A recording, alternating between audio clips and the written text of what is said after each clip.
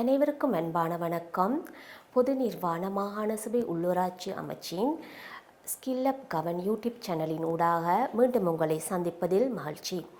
தாபன விதி கோவையின் அத்தியாயம் 12 விடுமுறை என்ற பகுதிக்கு கீழ் இன்று ஓய்வுக்கு முன்னரான விடுமுறை பெற்றுக்கொள்வது எப்படி என்ற விடயத்தை பற்றி பார்ப்போம். சரியா?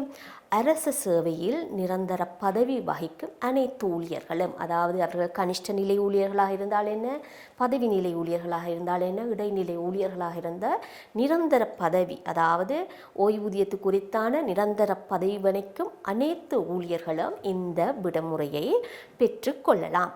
எப்படி பெற்றுக்கொள்ளலாம் என்று பார்த்தோம் என்று சொன்னால், அவர்களது ஓய்வுக்கு முன்னர் அவர்கள் முழு சம்பளத்துடன் இந்த விடுமுறையை விண்ணப்பிக்கலாம். இந்த விடுமுறையை விண்ணப்பிப்பதற்கு அவர்கள் நடப்பாண்டில் அவர்கள் மிச்சப்படுத்தி இருக்கும் ஓய்வு விடுமுறையை பயன்படுத்தலாம். அதோடு ஏதாவது அவர்கள் கடந்த காலங்களில் மிச்சப்படுத்தி இருக்கும் ஏதாவது 2 வருடத்துக்குரிய ஓய்வு விடுமுறை, கனிஷ்ட உத்தியோகத்தராக இருந்தால் பிணி விடுமுறை. சரியா?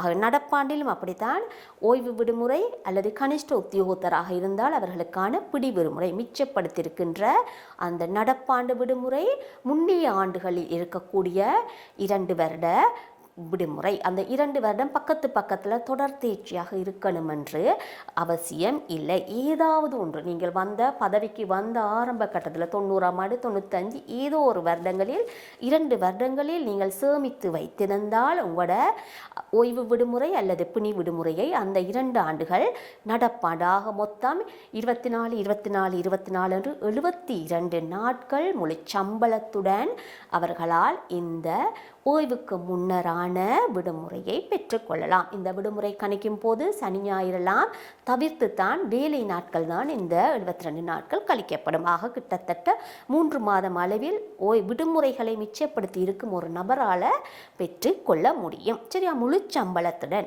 ஆனால் விடுமுறையே இல்லாமல் ஒவ்வொரு வருடமும் முழு விடுமுறையும் அப்படியே சமப்படுத்தி முடித்து வைத்திருக்கும் ஒரு நபர் இந்த விடுமுறை தாங்கண்டு விண்ணப்பித்தாலும் அவருக்கு இந்த விடுமுறையை வழங்குவதற்கு முடியாது இருக்கும். அப்போ சொல்லுவாங்க மிச்சப்படுத்திய விடுமுறை இல்லை வழங்குறதுக்கு என்று சொல்லி. சரி, அப்போ ஓய்வுக்கு முன்னரான விடுமுறையை நாங்கள் பெற்றுக்கொள்ள வேண்டுமாக இருந்தால் முன்னைய காலங்களில் நாங்கள் விடுமுறையை சேமித்து வைத்திருத்தல் வேண்டும். அப்படி இருந்தால் மட்டும்தான் அரசு சேவையில் உள்ள ஊழியர்களுக்கு ஓய்வுக்கு முன்னரான விடுமுறையை பெற்றுக்கொள்வதற்கான உரித்து இருக்கு. மீண்டும் வரும் பாடத்தில் உங்கள் அனைவரையும் சந்திக்கும் வரை நன்றி, வணக்கம்.